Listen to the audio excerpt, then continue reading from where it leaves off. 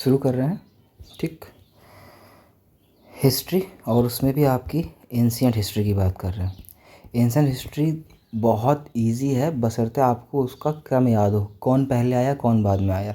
और उसके लिए आपको पता होना चाहिए कैलेंडर के बारे में। कैलेंडर याद है तभी आप क्या कहते हैं बता पाएंगे कौन पहले है कौन बाद में। कैलेंडर में सबसे बेस्ट क्या होता है, जब ईसा मसीह का जन्म होता है ना, तो उसको हम लोग 01 कह सकते हो। जैसे जन्म होता है उसके आगे को हम लोग क्या कहते हैं, ईसवी कह देते हैं, और उसके पहले वाले को ईसा पूर्व। बस इतना याद रख लो, काम बन जाएगा। तो अगर इनका ठीक है, आगे चलते हैं सीधे अब। तो अब यहाँ पे देख सकते हैं जब ईसा मसीह का जन्म हुआ है, उसके आगे के सारे आपके ईस्वी हो जाएंगे। इसमें आपकी याद कौन कौन से करने हैं, एक है आपका शक, गुप्त, हर्ष, और आपका इलाही जो कि अकबर के टाइम पे आएगा। और उसके पीछे वाले की बात करते हैं तो आपको उसे विक्रम संवत याद रखना है, 57 वाला। सीधे क्वेश्चन आता है कि कहते हैं कि विक्रम संवत कब स्टार्ट हुआ। ऑप्शन में आपको 57 AD, 57 ठीक है, सॉरी 57 आपको ईसा पूर्व हो जाएगा, 57 आपके ईसवी हो जाएगा, 78 ईसा पूर्व, 78 ईसवी, सारे रहेंगे। आपको उसमें बताना पड़ेगा सही कौन सा है गलत कौन सा। आगे चल रहे हैं। इसके बाद आता है फादर ऑफ हिस्ट्री। ठीक है, ये आपको याद करना ही करना है, बुक भी याद करनी है, फादर ऑफ हिस्ट्री भी याद करना है। कौन है तो हेरोडोट्स। इसके बाद 18 मई को वर्ल्ड म्यूजियम डे, नहीं याद करना, कोई ज़रूरी नहीं है। भारतवर्ष का सर्वप्रथम नाम किसने रखा था, पाणिनि रखा, याद नहीं करना, लेकिन हाँ पाणिनि की बुक का नाम याद रखना है जो कि है अष्टाध्यायी। और नीचे चलते हैं। भारतवर्ष का उल्लेख हाथी गुम्फा अभिलेख में मिलता है। ठीक है, आपको जो है ये याद रखना है कि हाथी गुम्फा अभिलेख कहाँ पर है, भले ही चाहे पहला वाला ना याद रहे। आपको पता है जब हम भारत का नक्शा बनाते हैं, रफली एक मैप बना देंगे, इस तरफ आपका उड़ीसा पड़ता है, ठीक है ना, नीचे साइड में आपके पड़ेगा पूरब दक्षिण में, वहाँ पे आपका उड़ीसा है। उड़ीसा में आपके हाथी गुम्फा अभिलेख मिले हुए हैं, बहुत फेमस रहेगा, बार बार आएंगे, बार बार उसको देखेंगे, जगह याद रखनी है। अब बात करते हैं क्रम की। तो जब इतिहास की बात कर रहे हैं तो एंशिएंट हिस्ट्री की स्पेशली, उसमें आपको पहले मिलेगा प्रागैतिहासिक काल, इसके बाद आद्य ऐतिहासिक, ऐतिहासिक। नाम नहीं याद रखना है, सिर्फ क्रम बता रहे हैं कि कैसे पढ़ना है। प्रागैतिहासिक काल में हम लोग को 3 चीज़ पढ़नी है, पुरा, मध्य और नव। इन तीनों को पढ़ने के बाद फिर हम आगे वाले में चलेंगे। तो पहले प्रागैतिहासिक काल की बात कर लेते हैं। 3 काल में डिवाइड कर लेते हैं, पुरा पाषाण काल, मध्य पाषाण काल, नव पाषाण काल। इसके 3 फेमस क्वेश्चन हैं जो आप लोगों को पता है। एक है पुरा पाषाण काल में आग की खोज, उसके बाद मध्य पाषाण काल में पशुपालन, और आखिरी वाले में कृषि। और साथ में अगर गौर से देखोगे तो इसमें पहिए की भी खोज हो जाती है। ज़ाहिर सी बात है, पहिए के साथ ही आप कृषि कर सकते हैं और कोई ऑप्शन उसमें होता भी नहीं है। ठीक है, तो आपने सबसे पहले क्या किया, पूरा पाषाण काल में आग जलाई। आग जलाने के बाद जैसे आपने आग जलाई तो आप पशु पाल सकते हैं, उनकी सुरक्षा कर सकते हैं। जब पशु पाल लिए तो पशु के साथ आप कृषि भी स्टार्ट कर सकते हैं। पूरा पाषाण काल की बात करते हैं, इसमें क्वेश्चन कौन कौन से बनते हैं। तो इसमें बनेगा पहली बात, आग का आविष्कार क्या हुआ, सबसे पहले वाले काल में ही हुआ था।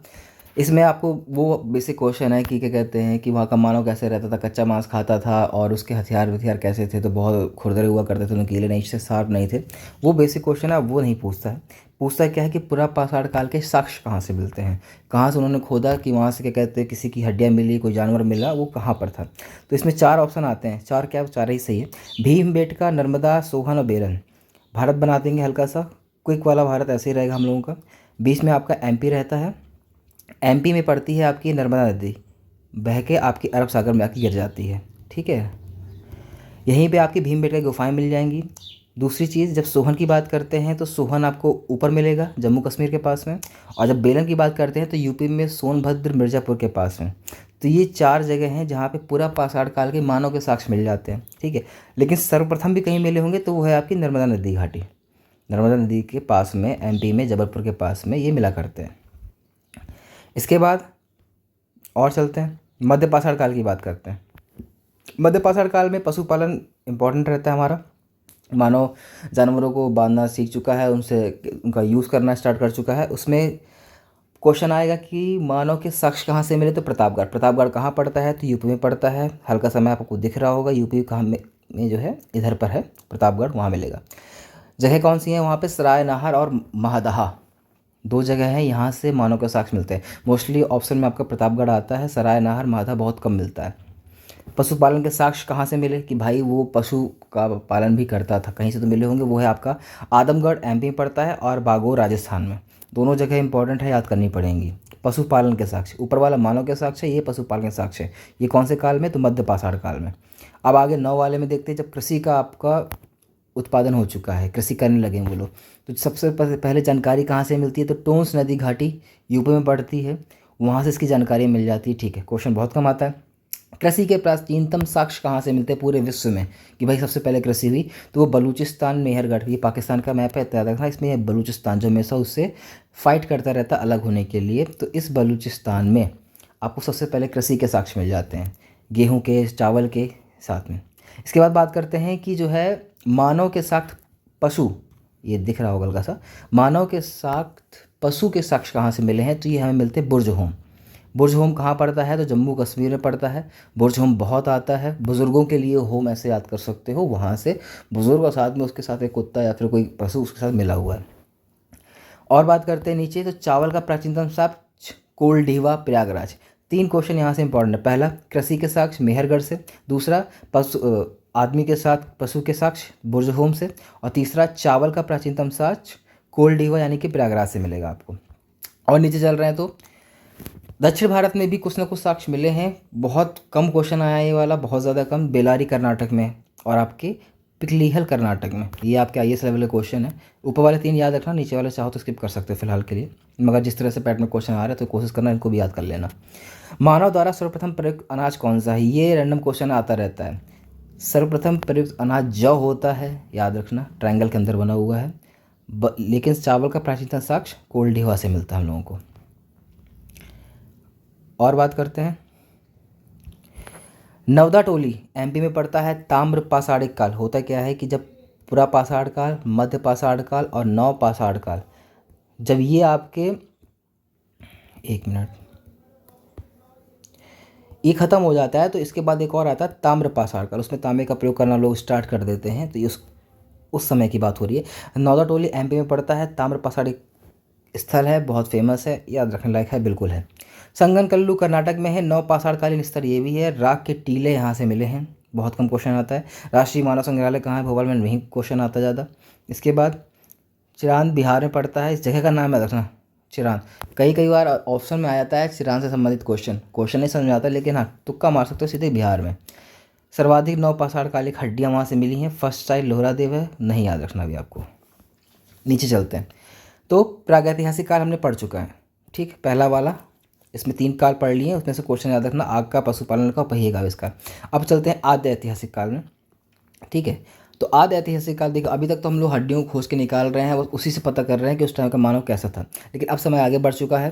अब हम आद्य ऐतिहासिक में आते हैं, तो यहाँ पर हम लोग को मिलता क्या है, तो हड़प्पा सभ्यता और वैदिक। हड़प्पा को ही आपको सिंधु घाटी सभ्यता भी बोल देते हैं, और वैदिक सभ्यता तो फिर आपको उसके बाद आती ही आती है, ठीक। स्रोत क्या क्या है, कहाँ कहाँ से जानकारी मिलती है, तो उसके 3 स्रोत मिलते हैं इतिहास को जानने के वहाँ पे। साहित्यिक स्रोत, विदेशी स्रोत और पुरातात्विक। ये याद नहीं करना है, ये सब बता रहा हूँ कि पढ़ना क्या क्या है हमको अभी। साहित्यिक स्रोत में हम लोग क्या पढ़ेंगे, धार्मिक पुस्तकें पढ़ेंगे और लौकिक पुस्तकें पढ़ेंगे। धार्मिक पुस्तकें आपको पता ही है, महाभारत हो गई, रामायण हो गई, वेद हो गए, इस तरह। और लौकिक पुस्तकें में कहानी, उपन्यास, ये सब चीज़ें आ जाती है जो पुराने टाइम की होती हैं, ठीक है। धार्मिक में भी ब्राह्मण साहित्य होता है और ब्राह्मणेतर साहित्य होता है। ब्राह्मण साहित्य में वेद हो गए, ब्राह्मण ग्रंथ हो गए, अरण्यक, उपनिषद, वेदांग, उपवेद, षड्दर्शन, ये सब आ जाते हैं। और ब्राह्मणेतर साहित्य में जैन और बौद्ध साहित्य स्पेशली आते हैं। इनका आपको वर्गीकरण नहीं याद रखना है, सीधे क्वेश्चन बताएंगे वो याद रखना, ठीक। साहित्यिक स्रोत में ये रहेंगे। विदेशी स्रोत की बात करते हैं, तो विदेशी स्रोत में कि जो बाहर से लोग हमारे यहाँ आए, उन्होंने यहाँ पर क्या देखा, क्या लिखा अपनी पुस्तकों में, तो वो यहाँ से मिल जाता है। इसमें 3 होते हैं, यूनानी यानी कि रोम से जो आया करते हैं, ग्रीस जिसे बोल देते हैं। आप यूरोप में अगर ऊपर जाओगे तो यहाँ पे पड़ता है ग्रीस हल्का सा, वहाँ मिल जाएंगे। चीनी से आए थे, आपको याद होगा, फायान हो गया और क्या कहते हैं, हैंसांग हो गया, इस तरह से लोग, अरबी लोग भी काफ़ी आए थे। इसके बाद पुरातात्विक स्रोत जो बहुत मिलते हैं, अभिलेख हो गए, मुद्राएं, स्मारक, मूर्तिकला, इन सब से हमें जो जानकारी मिली, हमने उसको आद्य ऐतिहासिक काल, फिर ऐतिहासिक काल में इनमें हम लोगों को डाटा मिलना स्टार्ट हो गया था। अभी हम वेदों की बात करते हैं। वेदों की बात करते हैं तो 4 वेद हैं। मोस्टली सबको पता है कि वेद 4 होते हैं। कौन कौन से, ऋग्वेद, यजुर्वेद, सामवेद, अथर्ववेद। चारों का क्वेश्चन बार बार पूछता है। भाई ये वेद अलग अलग टाइम पे लिखे गए थे, लेकिन जो है इनका किसी ने संकलन करके एक साथ कर दिया चारों को। वो थे हमारे संकलनकर्ता कृष्णद्वैपायन वेद व्यास। इनका नाम बहुत आता है कि वेदों के संकलनकर्ता कौन है। इसके बाद एक एक वेद की बात करते हैं। सबसे पहले सबसे प्राचीनतम वेद, जिसका नाम है ऋग्वेद। इसमें क्या होता है, तो ऋग्वेद है, सबसे पहले ब्राह्मणों ने लिखा था, आर्यों की जाने की राजा की जानकारी से मिल जाती है। इसमें 10 मंडल हैं, 10 1028 सूक्त यानी कि श्लोक मिलते हैं। ये दोनों क्वेश्चन यहाँ से बहुत पूछा करता है कि कितने मंडल हैं और कितने इसमें श्लोक हैं। तो 10 मंडल और 1028 श्लोक पढ़े आते हैं। ऐतरेय कौस्तकी ब्राह्मण, ठीक है। होता क्या था कि ऋग्वेद जो है लिखे थे एक तरह से संस्कृत भाषा में, तो लोगों को समझ में नहीं आया करते थे, तो उनका चेंज करके गद्य रूप में जब रूपांतरण किया गया तो उनको बोला गया ब्राह्मण। तो ऐतरेय और कौस्तकी दो होते हैं जिसमें ऋग्वेद के बारे में जानकारी मिलती है, उसको इस तरह से लिखा गया कि आम जनमानस भी इसको पढ़ सके। तो सीधे पूछा करता है ऋग्वेद के ब्राह्मण कौन से हैं, तो वो ऐतरेय और कौस्तकी आता है, ठीक है। इसके पढ़ने वाले भी स्पेशल लोग होते थे, सब कोई नहीं पढ़ सकता था, सब कोई नहीं बैठ सकता था उस टाइम पे, तो उन लोगों को होता कहा जाता था। क्वेश्चन क्या बना, ऐतरेय और कौस्तकी, ठीक है। तो जो रूपांतरण हुआ जो हम लोग आसानी से समझ सकते थे वो हो गया आपका ऐतरेय कौस्तकी, और गाने वाले हो गए होता। ये ऋग्वेद की बात चल रही है। अब ऋग्वेद में 10 मंडल है, 10 मंडल को खोल देते हैं क्योंकि यहाँ से क्वेश्चन बहुत आते हैं। 1 से 10 तक हैं, याद कौन कौन से करने हैं, 3। पहले तीसरा वाला याद रखना है, वो है क्योंकि उसमें गायत्री मंत्र मिलता है। मंडल आप ऐसे समझ लो कि एक तरह से एक बुक है जिसमें लेसन है, लेसन 1, लेसन 2, लेसन 3। तो लेसन 3 में आपको गायत्री मंत्र मिल जाता है। गायत्री मंत्र संबंधित किससे है, सबको पता है, ये सूर्य और नदी से स्पेशली है, मगर सूर्य ज़्यादा फेमस रहता है। लिखा किसने था, विश्वामित्र। ये तीनों क्वेश्चन यहाँ से आपके इंपॉर्टेंट पड़ जाते हैं। कौन से मंडल में है, क्या है और किसने लिखा, किससे संबंधित है। दूसरा आता है दसराग युद्ध। दसराज युद्ध कहते हैं कि ऋग्वेद काल में राजा कौन थे वो, ठीक है। दसराग युद्ध में सुदास थे एक राजा, और उन्होंने 10 राजाओं से युद्ध करके जीता भी था, इसलिए उसकी जानकारी हम लोग को दसराग युद्ध में मिल जाती है। इसके बाद खिल कौन से आपके मंडल में है, तो आपके 8वें मंडल में है। सोम देवता का संबंध किस मंडल से है, तो 9वें से है। और पुरुष सूक्त यानी कि वर्ण व्यवस्था जो कि 4 वर्ड हुआ करते थे उस टाइम पे, वो कौन से मंडल में है, तो 10वें मंडल में है। ये चीज़ें याद रखनी पड़ेंगी, 5 चीज़ें, गायत्री मंत्र, दसराग युद्ध, खिल, सोम और पुरुष सूक्त। इनके मंडल भी अच्छे से याद रख लेना, कौन किस में आता, कोई ट्रिक बना लेना या कुछ भी हो, याद करना ही पड़ेगा। ये हो गया हमारा ऋग्वेद। अब हम यजुर्वेद की बात करते हैं। यजुर्वेद एक ऐसा है वेद है जिसमें क्या कहते हैं, यज्ञ के बारे में स्पेशली बताया गया है कि यज्ञ कैसे करना है, उसकी विधि विधान क्या है, वो इसमें बताया गया है। गद्य और पद दोनों में लिखा है, बहुत फेमस क्वेश्चन। बाकी सब जो है सिर्फ पद में लिखे हैं, ये गद्य और पद दोनों में लिखा गया है, ठीक है।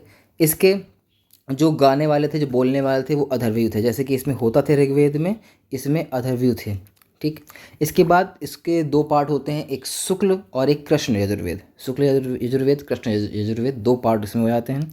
कर्मकांड प्रधान है, जिसमें जो भी कर्म किए जाते हैं वो इसमें सारी जानकारी मिल जाती है। सतपथ और तैतरी, जब इसको ट्रांसलेट किया गया ऐसी भाषा में कि हम लोग इसको पहचान सकें, तो उसको सतपथ और तैतरी कहा गया। ये बहुत पूछता है आप लोगों से, ठीक है। सतपथ तैतरी हो गया। इसके बाद की बात करते हैं तो 1 मिनट, ठीक। 5 शाखाएं हैं, इसमें नहीं याद रखनी है आपको। मेन इंपॉर्टेंट क्या है, इसके ब्राह्मण कौन कौन से, सतपथ और तैतरी। इसके में गद्य पद दोनों में लिखा गया है, यज्ञ से संबंधित है। ये 3 चीज़ें याद रख लो, बहुत ज़रूरी है। इसके बाद बात करते हैं हम लोग सामवेद की। सामवेद एक ऐसा वेद है जिसमें गायन से संबंधित बातें होती हैं, ठीक है। भारतीय संगीत का मूल कहा जाता है। इसको गाने वाले उद्गाता होते थे, और इसमें जो है पंचवीस ब्राह्मण इसको बोला जाता है, जिसमें आम जनमानस समझ सके इसको।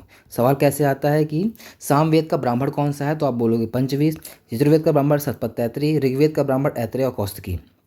अथर्ववेद की बात करते हैं तो गोपथ, इसके ब्राह्मण गोपथ कहलाते हैं। इसमें औषधि, जादू, तंत्र, मंत्र, ये सब के बारे में लिखा हुआ है। बहुत आता है कि जादू, तंत्र, मंत्र टोनक किस वेद से संबंधित, अथर्ववेद संबंधित है। और इसके जो आपके बोलने वाले होते थे वो ब्रह्मा कहलाया करते थे, कि कौन इनको बोलेगा तो उस व्यक्ति को ब्रह्मा कह देते थे, कोई दिक्कत नहीं है। याद इसमें यह रखना कि ब्राह्मण कौन से हैं, गाता कौन से हैं, उसके बारे में ज़रूरी क्या क्या चीज़ें हैं। सूत्र की बात करते हैं, इतना इंपॉर्टेंट नहीं है फिलहाल, जिसको छोड़ो, अभी नोट्स आपके पास नहीं है, उससे पढ़ लेना, ठीक है। वेद उपवेद का विवरण ज़्यादा इंपॉर्टेंट नहीं है, इसको हटाओ यहाँ से। प्राचीन इतिहास के स्रोत नहीं याद रखने, प्राचीन भारतीय इतिहास के स्रोत, ठीक है। स्रोत हैं हम लोगों ने देख लिए हैं। इसके बाद भारतीय साहित्य की रचना है। अभी हम सिर्फ ये देख रहे हैं कि प्रागैतिहासिक काल के बाद जो है हम लोगों को कहाँ कहाँ से डाटा मिल रहा है पढ़ने के लिए। भारतीय साहित्य की रचना, यहाँ पे बुक्स बहुत सारी लिखी हैं। नोट्स की लिंक आपके पास है, उसमें देख लेना, इनको याद ही करना है। ट्रिक फिलहाल टाइम नहीं है बताने के लिए।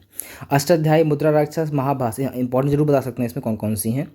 अष्टाध्यायी याद रखनी है, मुद्राभास, मुद्रा राक्षस, महाभाष्य, फिर वृहद कथा मंजरी अर्थशास्त्र, फिर आपकी मालविकाग्नि मित्रम, मृक्षकटकम, हर्षचरित, रामचरितमानस, पृथ्वीराज रासो, राजतरंगिणी।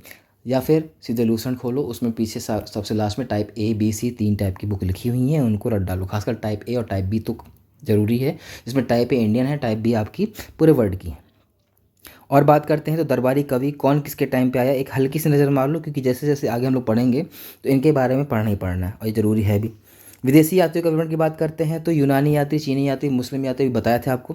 तो यूनानी में कौन कौन आते हैं, सिकंदर से पहले आने वाले टेसियस, हेरोडोट्स ये आए हैं, सिकंदर के साथ आने वाले निर्याकस, आनेसिक्रेटस और आपके अरिस्टोबुलस। उसके बाद सिकंदर के बाद जो हमेशा फेमस बहुत पूछा करता है, एक है मेगास्थनीज, डायमेकस और डायनीसियस, जिसमें मेगास्थनीज बहुत ज़रूरी है। इनको आगे देखेंगे कौन किसके टाइम पे आता है। चीनी यात्री में आपको फायान, सुंगयान, शुंगयुन, हुएनसांग, इत्सिंग ये सब याद करने ही पड़ेंगे, इनका एक बार क्रम पूछा जा चुका है पिछले वाले एग्जाम पे। मुस्लिम यात्री की बात करते हैं तो अल मसूदी, अल बरूनी 2 फेमस हैं जो गजनवी के टाइम पे आते हैं, तो ये भी याद रख लेंगे। नीचे चलते हैं, चीनी लेखों का विवरण अभी ज़रूरी नहीं है। अच्छा, पेरिप्लस ऑफ द इरेथ्रियन सी एक बुक है, पेरिप्लस ऑफ द इरेथ्रियन सी, लिखी किसने है, जाहिर सी बात है इसका नाम नहीं पता, लेखक ने अपना नाम नहीं लिखा उस बुक में, इसलिए बोलते हैं अज्ञात लेखक ने लिखी है इसको। ठीक है, नेचुरल हिस्टोरिका प्लिनी ने लिखी है, वेनसांग ने प्रिंस ऑफ पिलग्रिम्स लिखी हुई है, शाहनामा फिरदौसी की है, तबकात नासरी मिनहास की है, आपकी बसी की है, तारीख फ़िरोज़ शाही और आपकी अकबरनामा अबुल फजल याद करनी है, आगे भी आएंगे बताते जाएंगे। इसके बाद ये अरबी यात्रियों का संक्षिप्त विवरण है, अभिलेख और सिक्कों की बात हो रही है यहाँ पे। क्या इसमें कुछ याद रखना है, तो फिलहाल तो नहीं, अभी नीचे देखेंगे उसमें आपको बताते हैं। मुद्राएं हो गई, लिपि है, अभिलेख है और चलते नीचे। ठीक है, ये रहा स्तंभ लेख का पूरा एक चार्ट बना दिया आप लोगों के लिए, ताकि ये याद रहे कौन कहाँ से मिला था। अभी चार्ट देख लो, धीरे धीरे आगे आएगा तो उसको भी देखेंगे। सबसे पहले हाथी गुम्फा अभिलेख अभी पढ़ के आए हम लोग, कहाँ पर था, उड़ीसा में, कलिंग राजा खारवेल द्वारा बनाया गया था। ये पहला आपको याद रखना है, हाथी गुम्फा, उदयगिरी, उड़ीसा। दूसरा, अगर उड़ीसा से जस्ट अपोजिट आओगे गुजरात में मिलता है, जो है आपका जूनागढ़। जूनागढ़ की वहाँ पे पहाड़ियाँ हैं, गिरनार पहाड़ियाँ बोलते हैं, जूनागढ़ उस जगह का नाम है, वहाँ पे रुद्रदामन ने यहाँ पे बनवाया था ये अभिलेख। रुद्रदामन का जूनागढ़ अभिलेख बहुत फेमस है, कहाँ पर है, तो आपका गुजरात में। इसके बाद इसमें और अभिलेख भी हैं, धीरे धीरे जैसे जैसे हम पढ़ेंगे वापस इन अभिलेखों में आके इनके बारे में हम लोग जानकारी लेते चलते हैं और आगे। ठीक, अब वापस से हम अपने क्रम में आ जाते हैं जहाँ पे हम लोग जा रहे हैं, यानी कि हम लोगों ने पुरा पाषाण, मध्य पाषाण, नव पाषाण पढ़ चुके हैं। अब बात कर रहे हैं हम लोग हड़प्पा काल की, यानी कि सिंधु घाटी सभ्यता की बात कर रहे हैं। तो उसके लिए एक मैप हल्का सा छोटा सा याद नहीं करना है। मिस्र हो गया, मेसोपोटामिया जो कि यहाँ पे आपके क्या कहते हैं इराक और ईरान के पास में पड़ता है, साथ में आपके भारत में सिंधु घाटी सभ्यता और चाइना में चीन की सभ्यता जिसे बोलते हैं। इन सब में सबसे पुरानी सभ्यता हमारी वाली भारत वाली ही है, सिंधु घाटी सभ्यता। इसके बारे में बात करते हैं तो ये मैप है, इसमें आपको देखोगे तो यहाँ पे आपको मिल जाता है, ये आपकी चेनाब, सिंधु, झेलम का पूरा तंत्र बना हुआ है। सबसे ऊपर वाली ये सिंधु नदी है, यहीं पे आपकी ये सोहन घाटी में स्थित है। सोहन घाटी में ऊपर देखा था हम लोगों ने, उसी से संबंधित है। ठीक है, पूरे विश्व में एक अभिलेख मिला। अभिलेख क्या होता है, एक पत्थर का टुकड़ा होगा जिसे क्या कहते हैं, जिसमें कोई ना कोई जानकारी खुदी होगी, इंस्क्रिप्टेड होगी। ठीक है, तो सबसे पहला जो विश्व में जो हमको मिला, ये बहुत सवाल पूछता है कहाँ से मिला अभिलेख, तो ये मिलता है हम लोगों को तुर्की में। कहाँ, एक जगह है बोगज कोई, तुर्की में जगह है बोगज कोई, वहाँ से मिलता है विश्व का सबसे पुराना अभिलेख है। इसमें 4 देवताओं के वर्णन मिलते हैं, इंद्र, मित्र, वरुण, नासत्य। होता क्या है कि ऑप्शन देगा कि इसमें से कौन सा नहीं है, नासत्य की जगह मोस्टली जो है आपका अग्नि लिख देता है, जो कि गलत है। लोग भूल जाते हैं कि इसमें नासत्य का वर्णन है, अग्नि का वर्णन नहीं है। तो इन चारों को याद रखना है, इंपॉर्टेंट रहेगा आप लोगों के लिए। इंद्र, मित्र, वरुण, नासत्य सबसे पुराने अभिलेख में ही मिला करते हैं। नीचे आते हैं तो अब ये देखिए, यहाँ पे आपको मिल जाएगा स्तंभ लेख, जो आपको ये दिख रहा है खंबा जो खड़ा हुआ है, ये स्तंभ लेख बोलते हैं। बड़े बड़े खंबे बना दिए जाते हैं, उस पर लिख दिया जाता है। फिर बता रहा हूँ, अभी सिर्फ जानकारी देख रहे हैं कि हिस्ट्री जानकारी कहाँ कहाँ से मिलती है, इससे क्वेश्चन बहुत ज़्यादा आते हैं। ये है क्या, ये हेलियोडोरस यवन के आपके वो थे, यहाँ पर आए हुए थे। आए हुए थे कहाँ पे, विदिशा एमपी में, एक यात्री। इन्होंने यहाँ पे गरुड़ स्तंभ लेख बनाया था, देख सकते हैं। और ये इसमें गरुड़ की आकृति भी बनी हुई है, विदिशा एमपी में। इसको याद कर रखना है, हाँ याद रखना है, क्योंकि यही वो जगह है जहाँ से हमको भागवत धर्म की हमें जानकारी मिलती है। भीमबेटका यहाँ पे पड़ेगा आपका, एमपी का मैप है, नर्मदा उससे बह रखी है, बीचों बीच भीमबेटका पड़ता है, जहाँ से हमको सबसे पहले प्राचीनतम साक्ष्य मिलते हैं मानव के। वहीं पे ये गुफाएं हैं, गुफाओं में इस तरह के चलचित्र बने हुए हैं जो बहुत फेमस हैं, इनको संरक्षित भी किया गया है। ये शिलालेख है बगल में बना हुआ है।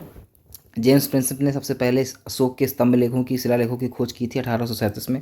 ये बार बार सवाल आया करता है यहाँ से, ठीक। कौन सी लिपि में? ब्राह्मी खरोष्ठी। एक और चीज़ इसमें बता दें आपको, खरोष्ठी लिपि के बारे में बताया था। खरोष्ठी लिपि आपकी दाएं से बाएं लिखी जाती है, ठीक है, दाएं से बाएं, उसकी ट्रिक भी आपको बताई हुई थी। और नीचे आते हैं, इसको भी छोड़ो, ये आपके अशोक के 4 अभिलेख हैं, मास्की, गुर्जरा, उड़ेगोलम, नैत्तूर, जो आपको याद रखने थे। मास्की, गुर्जरा, उड़ेगोलम, नैत्तूर अशोक के 4 अभिलेख हैं जो याद करने ही करने हैं। और नीचे आते हैं तो अब बात करते हैं भारत में मूर्ति निर्माण कला की। इसको थोड़ा ध्यान समझिएगा, यहाँ से क्वेश्चन अच्छे बनते हैं। भारत में मोस्टली 3 जगह, ऊपर वाले को बोलेंगे गांधार, नीचे वाले को, बीच वाले को मथुरा और सबसे नीचे वाले को अमरावती।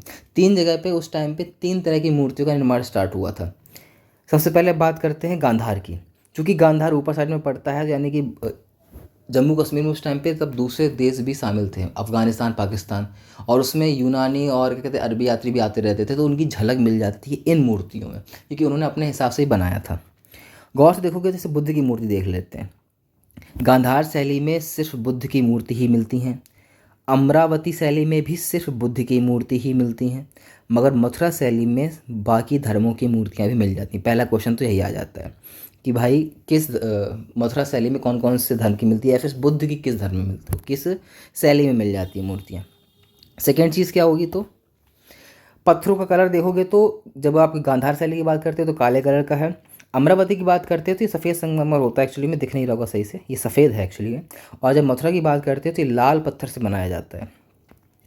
मेन क्वेश्चन यही है। इसमें क्वेश्चन और भी आते हैं कि जैसे कि अब गांधार शैली में चुन्नटें हो गई, आपकी सिलवटें हो गई, बहुत अच्छे से दिखाते हैं।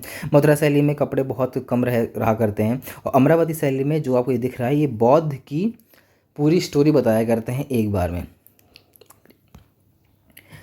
यहाँ से सवाल आपके इतने ही बनते हैं मूर्ति निर्माण कला से। अब मेन चीज़, सबसे पहले मूर्ति निर्माण किस काल में स्टार्ट हुई थी, तो कुषाण काल में। ऊपर जब हमने कैलेंडर देखा था तो उसमें यहाँ पर 0 था, यहाँ पर 78 था, 78 ईस्वी। इसमें हमारा कनिष्क द्वारा जो एक कैलेंडर स्टार्ट किया गया था 78 ईस्वी में, तो उसी टाइम पे जो है कुषाण काल बोलते हैं उसको, क्योंकि कनिष्क कुषाण से थे। उसी टाइम पे मूर्ति निर्माण कला स्टार्ट हुई थी, ठीक।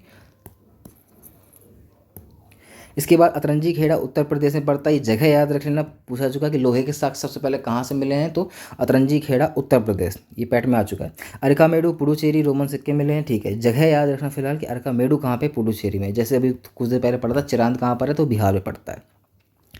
अब बात करते हैं मंदिर निर्माण। देखो ये था मूर्तियाँ कि मूर्तियाँ कौन सी हैं, तो 3 शैली बनती है, गांधार, मथुरा, अमरावती शैली। और ये है आपकी मंदिर निर्माण कला। ये कहाँ कहाँ पर है आपकी, तो नागर, वेसर और द्रविड़। नागर नॉर्थ में होती है, द्रविड़ दक्षिण में होती है, वेसर इसके बीच में होती है। फेमस क्या है कि अलग अलग जगह पे मंदिरों को अलग अलग तरीके से बनाना स्टार्ट किया गया था। जैसे कि जब हम नागर की बात करते हैं तो ये मंदिर आपको दिख रहा होगा हल्का सा। इसमें जो सबसे ऊपर वाला पार्ट होता है जहाँ पे झंडा रखा लहराता है उसको बोलते हैं कलश। उसके नीचे जो हल्का सा गोल गोल होता है, इसको हटा देते हैं साइड में, जो ये गोल गोल आपको दिख रहा होगा इसको बोलते हैं आमलक। ये वाले स्ट्रक्चर को बोल देते हैं हम लोग शिखर, मैप पे दिख रहा होगा। जो ब्लू वाला स्ट्रक्चर है उसको गर्भगृह बोलते हैं, यहाँ पे हमेशा भगवान की मूर्ति रखी जाती है। और जो यहाँ पे लोग आते हैं, एंट्री करते हैं, इसको मंडप और फिर अर्ध मंडप बोल देते हैं। सवाल क्या क्या आ चुका है, गर्भगृह का सवाल बहुत आया है कि जहाँ पे भगवान की मूर्ति रखी जाती है उसको क्या बोलते हैं, गर्भगृह। दूसरा कलश, आमलक और शिखर, इसका क्वेश्चन आ चुका है। लेकिन हमारे लेवल पे मोस्टली गर्भगृह का क्वेश्चन बहुत पूछा गया है। याद रखना गर्भगृह कहाँ है, जहाँ भगवान रखे जाते हैं। ये हो गई हमारी नागर शैली का मंदिर है। ये क्या होता था, इसमें मंदिर खुले हुए हुआ करते हैं, इसमें गेट नहीं होते हैं। मंदिर की 3 शैलियों का पार्ट्स 10 दिखाया गया है, ठीक है। कलश दिख रहा है आपको, इसमें आमलक दिख रहा है, शिखर दिख रहा है, गर्भगृह हो गया, 3 मंडप हो गए। इसमें गेट नहीं हुआ करते हैं, इसमें तालाब नहीं होते हैं, क्योंकि हमारे यहाँ नदियाँ बहुत हैं, इसलिए हम लोग इसमें तालाब नहीं रखते हैं ज़्यादातर। ठीक है, एग्जाम्पल कौन कौन से, खजुराहो चले जाइए, कंदरिया महादेव का मंदिर, मोढेरा का सूर्य मंदिर, कोणार्क का मंदिर हो गया, पुरी हो गया, खजुराहो, लक्ष्मण मंदिर, ये सारे आपके नागर शैली में। अगर मैप में देखो तो जितने मंदिर भी आपके लगभग इस रेंज में आ जाते हैं वो सारे नागर शैली में आते हैं। इसके बाद अब द्रविड़ शैली की बात करते हैं, वेसर की बाद में बात करेंगे। द्रविड़ शैली के मंदिर आप लोगों ने देखे होंगे कहीं ना कहीं, बहुत होते हैं, ये ऐसे स्क्वायर स्क्वायर करके ऊपर एक के ऊपर एक रखे जाते हैं और इनकी लंबाई बहुत ज़्यादा होती है। अगर आप नागर शैली की बात करें तो ये एक गुंबद टाइप होते हैं, तो इनकी ऊंचाई ज़्यादा नहीं होती, लेकिन दक्षिण भारत में मंदिरों की ऊंचाई बहुत होगी। यूट्यूब में वीडियो में कहीं ना कहीं देखा होगा। और चूंकि यहाँ पे थोड़ा पानी की कमी हुआ करती थी, तो यहाँ पे इन्होंने दरवाजे वरवाजे लगाने स्टार्ट कर दिए मंदिरों में, और वहाँ पे तालाब बनाने भी स्टार्ट कर दिए ताकि जानवर जो है आ जाएँ आसानी से, ना आ पाएँ। तंजावुर का कैलाश मंदिर हो गया और महाबलीपुरम का मंदिर हो गया, ये सब जो हैं आपके इसके फेमस एग्जाम्पल हैं। सवाल कहाँ से बनेगा, उससे ये पूछता है कि 3 शैलियाँ कौन कौन सी है मंदिर निर्माण की, नागर, वेसर, द्रविड़। उसके आपके पार्ट पूछ लेगा कि भाई कौन सा मंदिर कहाँ पर है, तो दक्षिण भारत के नाम से समझ में आ जाता है कि दक्षिण भारत में होंगे वो। वेसर शैली बहुत कम पूछता है, और नागर में मोस्टली ये पूछता रहता है कि गर्भगृह के बारे में, कलश के बारे में, आमलक या फिर शिखर के बारे में। सिंधु सभ्यता की बात करते हैं वापस से। ठीक है, अभी तक हमने जो पढ़ा ये था कि किस किस से जानकारी मिल रही है। अभिलेख हो गए, सिक्के हो गए, थोड़े से भी सिक्कों के बारे में बात करेंगे सही से, साहित्य हो गया और आपके ऐतिहासिक स्रोत के बारे में। ठीक है, ऐतिहासिक स्रोत में एक चीज़ दोबारा से को बताना चाहेंगे, जब हम साहित्य, ब्राह्मण साहित्य की बात करते हैं, तो ये तो वेद हमने 4 पढ़े, ऋग्वेद, यजुर्वेद, सामवेद, अथर्ववेद। इसके अलावा और भी चीज़ें हैं। गद्य रचना, ब्राह्मण ग्रंथ, यानी कि जब वेदों का गद्य रूप में ट्रांसफर किया गया उसी को ब्राह्मण ग्रंथ बोलते हैं, जो कि 7 है जो हमने पढ़े हैं, ऐतरेय, कौस्तिकी, शतपथ, पंचवीस और आपके गोपथ। इसके बाद आरण्य की बात करते हैं। आरण्य जंगल का पर्यायवाची होता है, समझ में आता है, जो कि जंगल में पढ़ा जाए बैठ के। ठीक है, फेमस कौन कौन से हैं, इसमें एक ही फेमस है, वृहदारण्यक। वृहदारण्यक फेमस है, क्यों? क्योंकि इसमें ओम और तमसो माँ ज्योतिर्गमय, इन दोनों क्या कहते हैं, दोनों के बारे में जानकारी यहीं से मिलती है। जैसे गायत्री मंत्र हमारे ऋग्वेद में 3रे मंडल से मिलता है, ऐसे ही सीधे पूछता है ओम और तमसो माँ ज्योतिर्गमय के बारे में जानकारी कहाँ से मिलती है, तो वृहदारण्यक से। उपनिषद की बात करते हैं तो 12 उपनिषद हैं, मुंडकोपनिषद और कठोपनिषद के बारे में हम लोग को पढ़ना है। रीज़न क्यों है? क्योंकि मुंडकोपनिषद से सत्यमेव जयते की जानकारी मिलती है, ये इंपॉर्टेंट क्वेश्चन है, याद रखना ही पड़ेगा। और यम नचिकेता संवाद कठोपनिषद से मिलता है, ये भी याद रखना ही पड़ेगा। वेदांग की बात करते हैं, 6 हैं। इसको क्या होता है, तो वेद को समझने में मदद मिल जाती है। उपवेद 4 हैं। षड दर्शन 6 होते हैं। षड दर्शन कौन कौन से, तो ये भी देख लीजिए। इसमें आत्मा, परमात्मा, जीवन, मृत्यु के बारे में जानकारी मिलती है। दर्शन कौन कौन से है, तो सांख्य, योग, वैशेषिक, न्याय, पूर्व मीमांसा, उत्तर मीमांसा। सांख्य से याद कर सकते हो कपिल, जैसे कपिल देव से याद कर सकते हो कि वो क्रिकेटर थे, रन बनाते थे, तो संख्या चलती रहती थी, सांख्य वहाँ से हो जाएगा। पतंजलि योग सबको याद है। कड़ाद, वैशेषिक, कड़ाद से आप ऐसे याद कर सकते हो जैसे कि जो सिख धर्म में होता है, तो आप उनको 5 चीज़ें रखने का अधिकार होता है, उसमें से एक कड़ा भी होता है, और वो कहीं भी पहन के जा सकते हैं, कोई उनको रोक नहीं सकता, यानी कि विश्व भर में कहीं भी घूम सकते हैं। तो वहाँ से याद हो जाता है कि वैशेषिक, कड़ाद। न्याय की बात करते हैं तो गौतम बुद्ध से याद कर सकते हो। ठीक है, कि वो न्याय दिया करते थे, तो न्याय दर्शन किसका है, तो गौतमी का। पूर्व मीमांसा जैमिनी का, और उत्तर मीमांसा वाद नारायण का। उत्तर का मतलब ही होता है कि बाद वाला, पूर्व का मतलब पहले वाला, उत्तर का मतलब बाद वाला, तो वहाँ से पकड़ सकते हो कि उत्तर मीमांसा किसका है, तो वाद नारायण का है। इसके बाद में महाकाव्य की बात करते हैं तो 2 महाकाव्य बहुत फेमस, सबको पता है, रामायण और महाभारत। रामायण को किसने लिखा था, वाल्मीकि ने। महाभारत को लिखने वाले वेद व्यास, और वेदों के संकलन करता कृष्णद्वैपायन वेद व्यास। रामायण में वाल्मीकि ने जब लिखा तो इसके 7 कांडों में इसको डिवाइड कर देते हैं। हम सारे कांड हम लोग जानते हैं, 2 याद रखने हैं। सबसे बड़ा वाला होता है वो है बाल कांड, और सबसे छोटा होता है वो होता है आपका किष्किंधा कांड। महाभारत की बात करते हैं तो 18 दिन का चला था, तो 18 पर्व बोला जाता है इसको। ठीक है, और जय संहिता महाभारत का ही ईरानी में शायद दूसरा नाम है, जय संहिता याद रखना है। इसके बाद बात करते हैं पुराणों की, तो ऐतिहासिक कथाओं का विवरण मिलता है यहाँ से।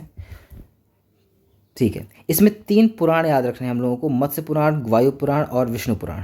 मत्स्य की बात करते हैं तो मछली की बात करते हैं, तो यानी कि एक वाहन टाइप यूज़ कर सकते हो मछली को, आप उसके पीछे बांध दो, कुछ निकाल लो, याद करने की ट्रिक बता रहा हूँ। तो मत्स्य पुराण से 7 वाहन की जानकारी मिलती है। वायु गुप्त होती है, किसी को दिखाई नहीं देती है, तो वायु पुराण से गुप्त वंश की जानकारी मिल जाती है। विष्णु पुराण, विष्णु जी ने अपने कृष्ण अवतार में अपने ऊपर मोर का पंख लगाया हुआ था, तो वहाँ से मोर की जानकारी मिल जाती है, ऐसे याद कर सकते हो। ये 3 बहुत पूछता है, बार बार पूछता है। वापस आते नीचे, हमने देखा मूर्ति निर्माण 3 हो गई, गांधार, मथुरा, अमरावती। मंदिर निर्माण में 3 है, नागर, वेसर, द्रविड़। अब चलते हैं सिंधु घाटी सभ्यता। भारत के हम ऊपर साइड में इस टाइम पे, यानी कि आप ये पार्ट देख रहे होगे हल्का सा, तो ये जम्मू कश्मीर वाला पार्ट है, जम्मू कश्मीर पाकिस्तान। उसी में ये ट्रायंगल दिख रहे होंगे हल्का सा। सो कांगेर हो गया, दैमाबाद हो गया, उसके बाद आलमगीर हो गया, और साथ में मांडा दिखाई नहीं देता, लेकिन ये हल्का सा त्रिभुजाकार है, ठीक है, हल्का सा ये त्रिभुजाकार दिखाई देता है। सबसे पहला सवाल यहीं से आता है कि सिंधु घाटी सभ्यता का किस तरह का उसका वो है, मतलब स्ट्रक्चर, तो त्रिभुजाकार पड़ता है। नोट्स में देख लेना कौन सी चीज़ कहाँ पर है, सीधे क्वेश्चंस पे आते हैं हम लोग।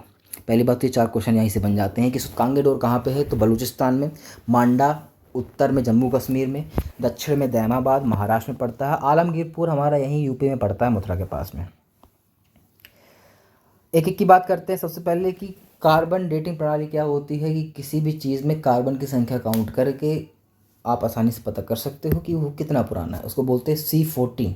सीधे पूछा करता है सवाल कि रेडियो कार्बन डेटिंग में किसका यूज़ होता है, C14, C15, C16, C18, तो C14 का होता है। इसके बाद हम लोग सिंधु घाटी सभ्यता में आ चुके हैं एक तरह से, तो अब इसके शहरों की बात कर रहे हैं। अगर अब वापस यहाँ चलें तो प्रागैतिहासिक काल हमने देख लिया है, पूरा मध्य नौ, उसके क्वेश्चन यहाँ पे रहेंगे।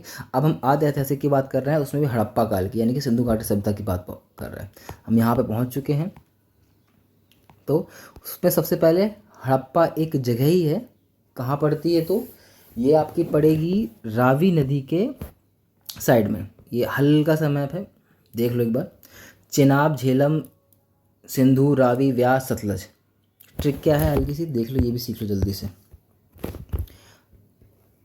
आप सबसे पहले चेनाब लिखते हो, ठीक है, उसके ऊपर सिंधु, 2 रोड निकलेंगी, नीचे वाली तो यहीं तक चली जाएगी, यही सतलज है आपकी, ये वाली रावी नदी हो जाएगी, और जो तीसरी नदी निकलती ये होती है झेलम। तो जो रावी नदी के किनारे पड़ता है वो है आपका हड़प्पा, रावी नदी के भी बाएं तट पर। ये बहुत सवाल पूछता है कि हड़प्पा रावी नदी के किस साइड में, या फिर हड़प्पा किस नदी के किनारे है। अगर आप 2 लाइन ऐसे बना दो तो पहली वाली आपकी रावी हो जाएगी, दूसरी वाली सिंधु हो जाएगी। हड़प्पा रावी के बाएं तट पे है और मोहनजोदड़ो सिंधु के दाएं तट पे है। ये भी बहुत सवाल आता है कि कौन सा शहर किस नदी के किस किनारे, तो ये वाला आपको याद रखना ही पड़ेगा, ये सवाल आ चुका है। वापस आते हैं हड़प्पा में। खोज करने वाले कौन थे, तो दयाराम साहनी थे। एक हल्का सा ये माइंड मैप टाइप है, इसको आप देख सकते हो चाहे तो। एक मैदान है, ठीक, एक मैदान है, उसमें क्या क्या रखना है, जिसने पढ़ा है वो जानता है किस चीज़ की कौन सी जगह है। खैर, सबसे बीचों बीच बात करते हैं, तो वहाँ पे एक R37 यहाँ पे एक हम लोगों को कब्रिस्तान मिला था। साइड में बात करते हैं तो इसको हाईलाइट कर देंगे, इसकी बात कर रहे हैं तो शंख वाला एक बैल, शंख से बैल बना हुआ था, वो मिले हमको। साथ में गेहूँ और जौ के जानकारी यहाँ से मिल जाती है। एक वृत्ताकार चबूतरा मिल जाता है, और लकड़ी का ताबूत मिल जाता है जिसमें इस तरह से एक मानव का कंकाल मिला था, और स्त्री के गर्भ से निकलता हुआ पौधा, इसकी जानकारी भी हमको यहीं से मिलती है। हड़प्पा में यही फेमस क्वेश्चन है जो बार बार आते रहते हैं, क्या, वृत्ताकार चबूतरा, गेहूँ और जौ के साक्ष्य, लकड़ी का ताबूत, R37 आपका कब्रिस्तान, और साथ में स्त्री के गर्भ से निकलता हुआ पौधा। खोजने वाले कौन थे, दयाराम साहनी। शहर की बात करेंगे तो इसका शहर आप देख ही रहे हैं, हल्का सा गलियां चौड़ी हैं, गलियां चौड़ी हैं और स्क्वायर में है, टेढ़ी मेढ़ी नहीं है। हर घर में कुआं था, जो ब्लू कलर का दिख रहा है वो कुआं है। बीच में मेन मार्केट हुआ करता था, और जो घरों के दरवाजे थे, अगर आप घर बनाते हैं कोई भी, तो घर का दरवाज़ा आपको मेन रोड में ना खोल के छोटी गली में खुला करता था, जिससे क्या कहता है एक्सीडेंट होने के चांसेस कम रहा करते थे। ये क्या बता रहे हैं, तो उस टाइम पे यातायात व्यवस्था की बात हुई है यहाँ पे। नीचे चलते हैं, मोहनजोदाड़ो की बात करते हैं। तो अगर मूवी देखी है मोहनजोदाड़ो वाली आपने, उसमें एक गाना है, सब कोई जानता है, फेमस गाना है वाला, तो इससे आप पूरे ट्रिक यहाँ से बना सकते हो। मोहनजोदाड़ो मतलब होता है इसका मृतकों का टीला, मृतक है, मर चुका है, तो इसका मतलब वो राख बन चुका है। तो खोजने वाले कौन थे, राखल दास बनर्जी। पहली चीज़ तो ये। उस गाने में आप देखोगे तो जो उस पर एक्ट्रेस है वो आपके एक पाउंड में जा रही है, तालाब में जा रही है, तो वहाँ से ट्रिक बनती है हमारी स्नानागार की, कि स्नानागार के साक्ष्य कहाँ से मिलते हैं, मोहनजोदड़ो से। अन्नागार वहीं बगल में है, ठीक है। इसके बाद उसी गाने में लोग इस तरह के कपाल पहन के डांस कर रहे थे, तो हाथी का कपाल कहाँ से मिलता है, मोहनजोदड़ो से। कुबड़ वाले बैल की आकृति कहाँ से मिलती है, ये भी मोहनजोदड़ो से ही मिलती है। डांसिंग गर्ल जिसे बोलते हैं वो भी मोहनजोदड़ो की में ही मिलती है हमें। साथ में 3 तरह के बैरल पद्धति, इंसान को पहले ताबूत में बंद कर दो, मतलब जब मरने के बाद, या फिर पहले चील को वो खिला दो, फिर उसको ताबूत में बंद कर दो, या फिर उसको सीधे जला दो। 3 तरह के बैरल पद्धति वहाँ मिल जाती हैं। इसकी गलियाँ भी चौड़ी थी। यहाँ से पशुपतिनाथ की हम लोगों को मूर्ति मिल जाती है, जिसमें आपको देखोगे तो गेंडा हो गया, बैल है, हाथी है और चीता है, ये 4 जानवर ऊपर हैं और 2 हिरन, नीचे सील टूटी हुई है तो 2 हिरन आपको नीचे मिल जाते हैं। तो कुल 6 जानवर हैं जो कि 5 प्रकार के हैं। एक बार यूपीएससी में इस तरह का क्वेश्चन पूछा था, हम लोग में सिर्फ पूछा करता है कि पशुपतिनाथ की सील कहाँ से मिलती है, जो मोहर है इसको सील बोल देते हैं, ये कहाँ से मिलती है, तो मोहनजोदड़ो से। ये उसी एक्ट्रेस के मतलब मूवी में उसके पिता हैं, तो वहाँ से याद कर लेते हैं कि पुरोहित कहाँ से उसकी मतलब मूर्ति मिलती है, तो वो भी मोहनजोदड़ो से ही मिलती है। मोहनजोदड़ो पाकिस्तान में है। और चलते हैं आगे। तो 2 हो गए हमारे फेमस, कौन कौन से, अगर भारत की बात करें तो ऊपर साइड में यहाँ पे हड़प्पा है और यहाँ पे फिर आपका मोहनजोदड़ो। अब बात करें नीचे, धौलावीरा। धौलावीरा कहाँ पड़ेगा, देख लो हल्का सा, ये आपका गुजरात वाला पार्ट है भारत का, ठीक है। कच्छ का रण यहाँ पड़ता है, कच्छ के रण में बीचों बीच आपका पड़ता है धौलावीरा। यहाँ पे मोस्टली दलदल रहता है, इसलिए यहाँ पे नदियाँ विलीन हो जाती है, जो कि लूनी नदी का फेमस क्वेश्चन है। धौलावीरा की बात करते हैं, खोजने वाले जेपी जोशी बहुत कम पूछता है, खुदाई किसने की थी, आर एस विष्ट ने की थी, बहुत कम पूछता है। इसके बारे में फेमस क्वेश्चन यही है, आप देख रहे हो ये शहर धौलावीरा की एक काल्पनिक रचना बनाई गई है। इसमें देखोगे तो अगल बगल बहुत सारे जो है तालाब जैसे जगह बने हैं। चूँकि यहाँ पे वर्ष में लगभग एक ही बार बारिश हुआ करती थी, फिर बारिश होती नहीं थी, तो इन्होंने क्या किया, पानी को कलेक्ट करना स्टार्ट कर दिया। और यही क्वेश्चन यहाँ से बन जाता है कि जो है सबसे बढ़िया पानी का क्या कहते हैं उच्चतम व्यवस्था किस शहर में थी उस टाइम पे, सिंधु घाटी सभ्यता की, तो धौलावीरा वाले में थी, ठीक। और यही इकलौता ऐसा जगह था जहाँ पे आपके 3 स्टेजेस मिलते थे। नॉर्मली हुआ क्या करता था किसी भी शहर में आपके, कि एक होता था निम्न वर्ग के लिए, एक होता था उच्च वर्ग के लिए। धौलावीरा स्पेशल था कि इसमें एक मिडिल वर्ग के लिए भी एक जगह हुआ करती थी रहने के लिए। इसका क्वेश्चन ये आया था, पीसीएस लेवल पे आया था, तो ये को मिल जाता है। मिडिल ग्राउंड कहाँ पर था, धौलावीरा में। है ना। यहाँ से एक लकड़ी का तख्ता भी मिला था, ज़मीन में पड़ा हुआ था, लकड़ी का तख्ता था, काफ़ी चौड़ा था, इस तरह से उसमें कुछ लिखा हुआ था। लोगों ने पता किया तो ज़ाहिर सी बात है वहाँ पे उस टाइम पे कोई पढ़ तो पाया नहीं उस वाली लैंग्वेज को, लेकिन उन्होंने ये जरूर डिसाइड कर लिया कि ठीक है इस पर धौलावीरा लिखा होगा और ये लकड़ी का तख्ता इसी शहर के बाहर लगा हुआ है। तो ये पूछ लेता है कि लकड़ी का तख्ता कहाँ से मिला, धौलावीरा से। फेमस क्वेश्चन यहाँ से एक ही बनता है कि धौलावीरा कहाँ पर है, गुजरात में, किस लिए फेमस है, तो उचित वाटर प्रबंधन के लिए फेमस रहता है।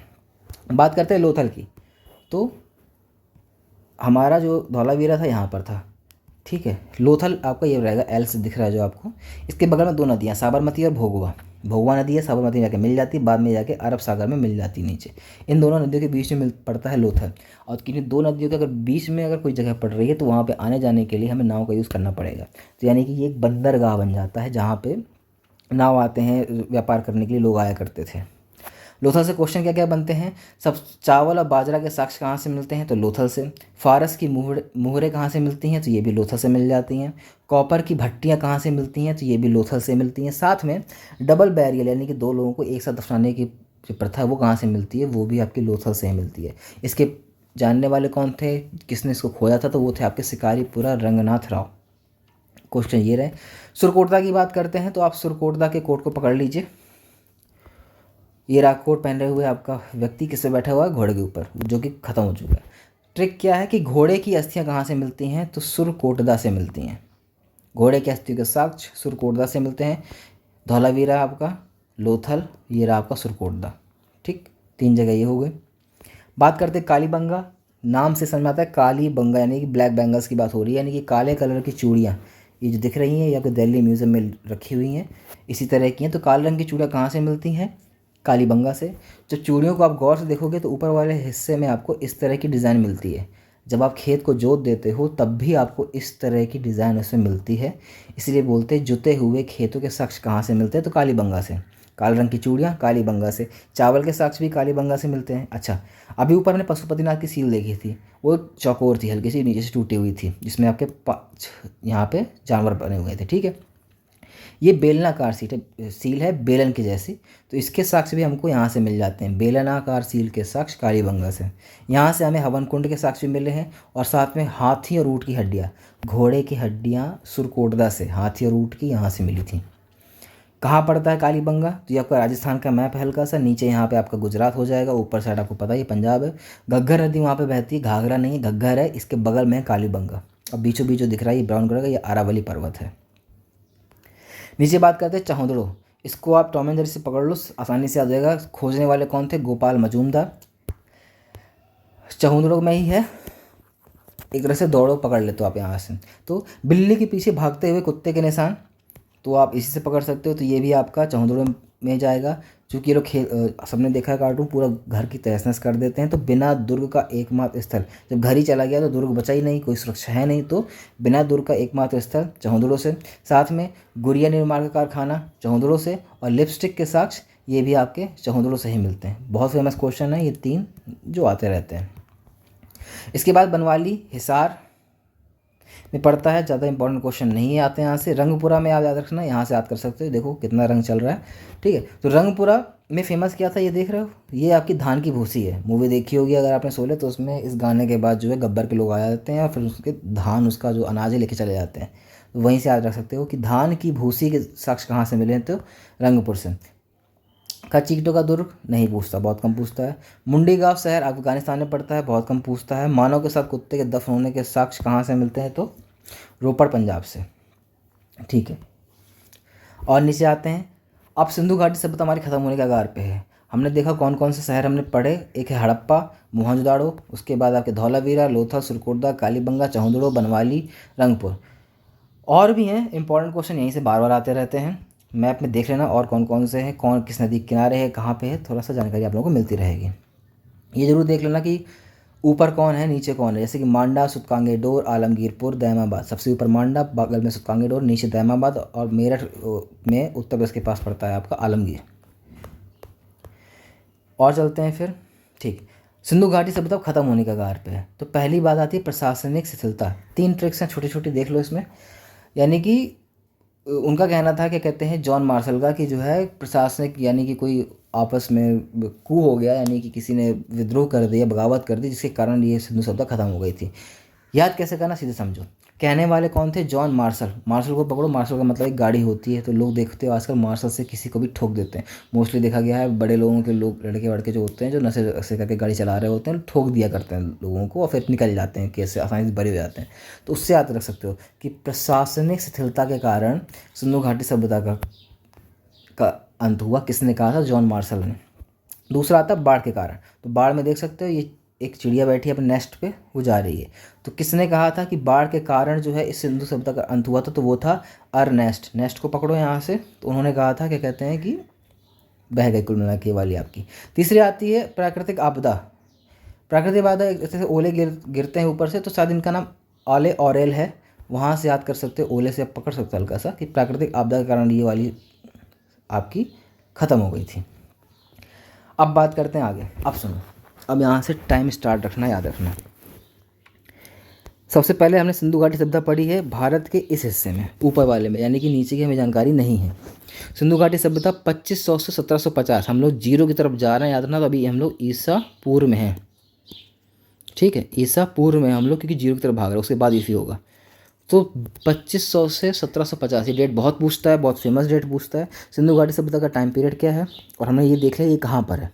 और वो जो आपको नदियाँ दिख रही हैं ब्लू कलर की, वही है। सबसे पहले सिंधु, बीच में चेनाब होती है, 2 नीचे सतलज और रावी आती हैं, और ऊपर से झेलम। सिंधु घाटी सभ्यता का पतन होता है, फिर धीरे धीरे मानव वापस से जुड़ता है। अब आता है वैदिक काल। देखोगे तो यहाँ से 1750 से यहाँ पे 1500 लिखा हुआ है वैदिक काल में। अंतर है 150 साल। तो 150 साल में लोगों ने वापस से बसना स्टार्ट किया, टाइम लगा, वापस से अब आ चुके हैं।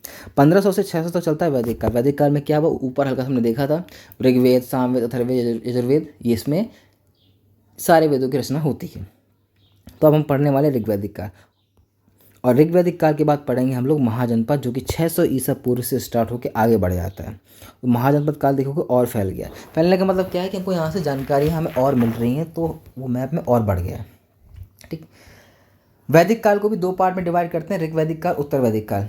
ऋग्वैदिक काल देखो, 1500 से लेकर 600 तक टोटल आता है वैदिक काल। 1500 से 1000 तक सिर्फ ऋग्वेद चलता है। 1000 से 600 तक बाकी के यजुर्वेद, सामवेद और अथर्ववेद तीनों चलते हैं।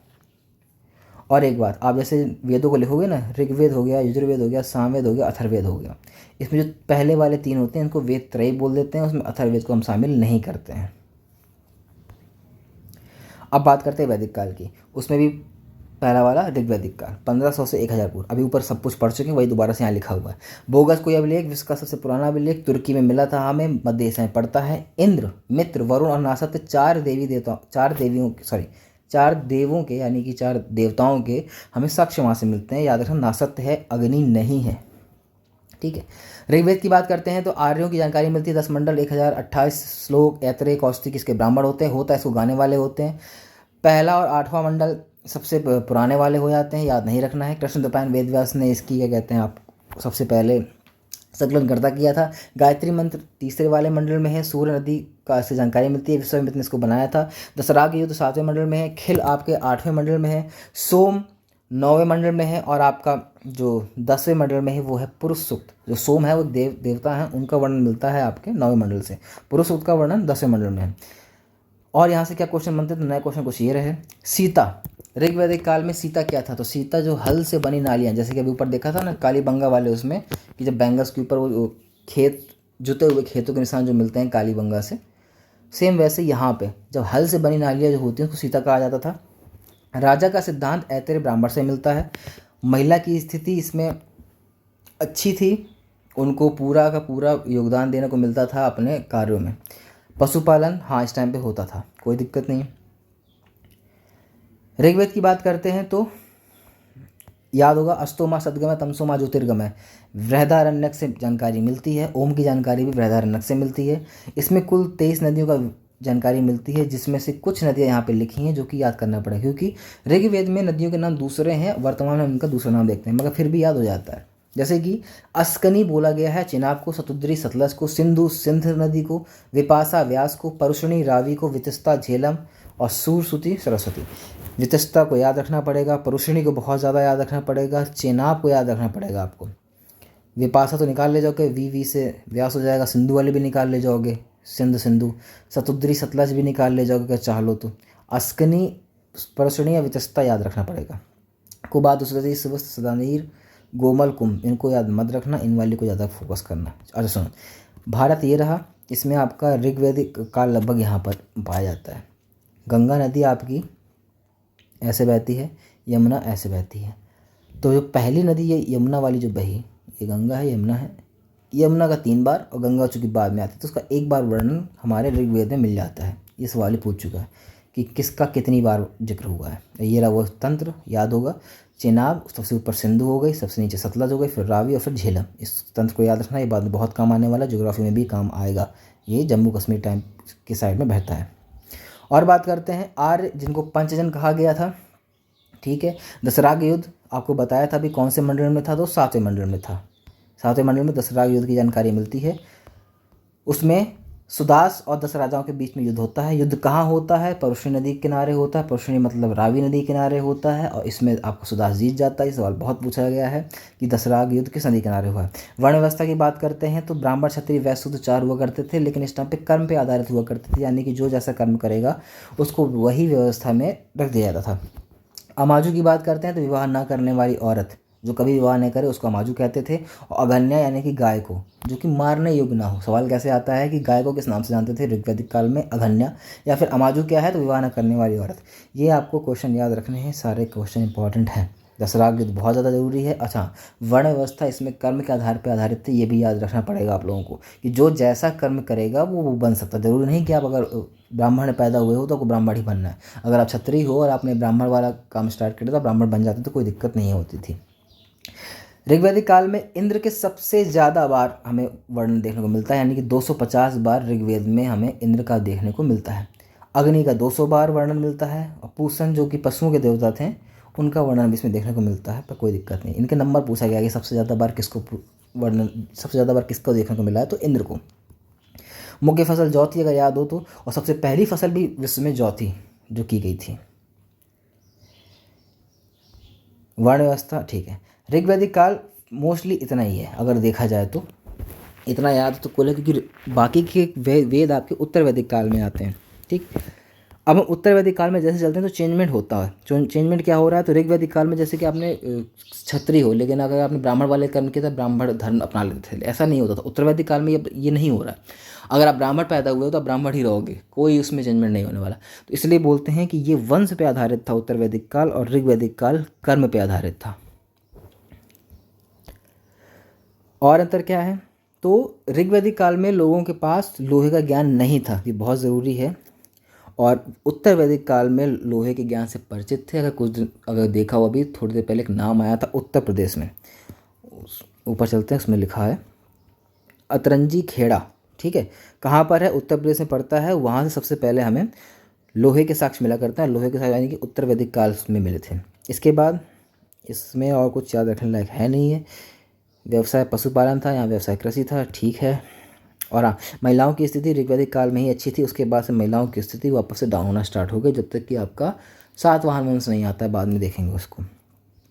ठीक है, इसके बाद ये रहा ऋग्वैदिक काल का एक तरह से जो आपका राजनीतिक संगठन कहते हैं। होता क्या था कि सबसे पहले एक परिवार था, जो हम लोग फैमिली जिसे बोलते हैं, उसमें जिसको था उसको कुलप बोल दिया करते थे, यानी कि उसका प्रमुख कौन होता था, कुलप होता था।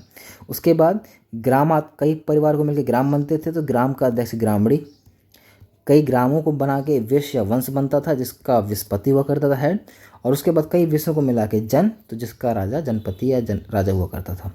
ठीक, सवाल क्या पूछता है यहाँ से बार बार कि ऋग्वैदिक काल में सबसे छोटी इकाई प्रशासन की कौन सी थी, तो ये इकलौता यही है जहाँ पे परिवार आती है। इसके बाद कहीं से भी कुछ भी पूछ लेगा तो इकाई सबसे छोटी ग्राम ही आएगी, गाँव। सिर्फ ऋग्वैदिक काल में परिवार को भी एक जो है राजनीतिक इकाई माना गया है। इससे क्वेश्चन ये बहुत आता है। अब राजनीति का एक परिवार माना गया तो उसका हेड कौन था, कुलप। यानी कि अगर माता पिता दोनों से कोई भी अगर हेड है तो उसको कुलप बोला जाता था।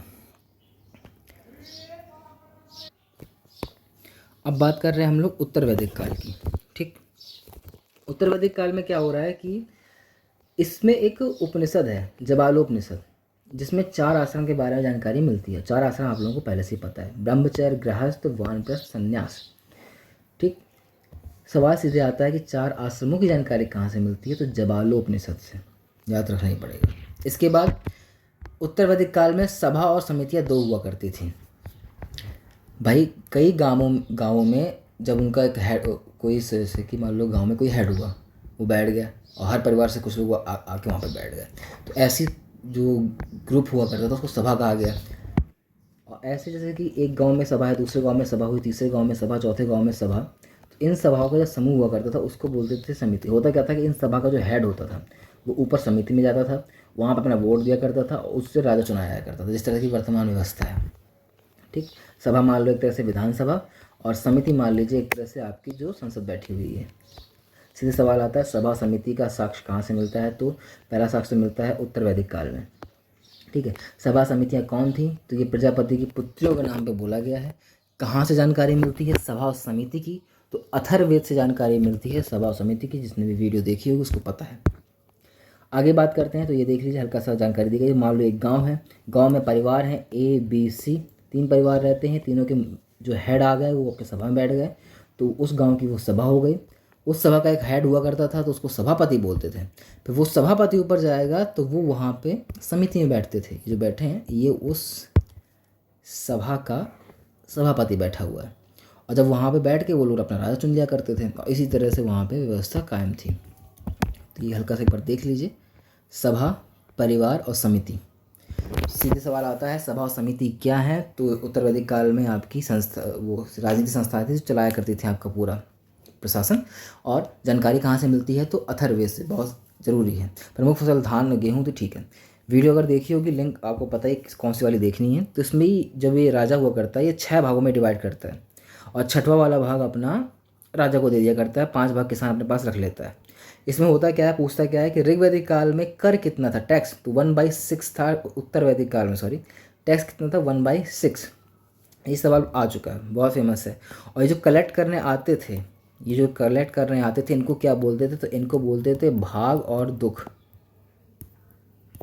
भाग और दुख बोला करते थे जो ये टैक्स कलेक्टर हुआ करते थे।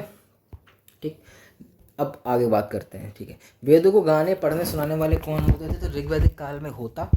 उद्गाता में गाता है तो गाना को आप गाया करते हो, तो गाता से बना सामवेद, जो सामवेद में गाने के बारे में बताया गया था, गीतों के बारे में बताया गया। अथर्ववेद में या को पकड़ो, उससे बनता है यजुर्वेद, यानी कि यजुर्वेद के जो ब्राह्मण हैं वो यजुर्वेद के गाने वाले हैं, बोलने वाले, वो अथर्ववेद कहलाते थे। और आपके जो अथर्ववेद की बात करेंगे तो वो ब्रह्मा। अतंजी खेड़ा लोहे के सर्वप्रथम साक्ष्य उत्तर प्रदेश में मिलते हैं। कहाँ पढ़ते हैं?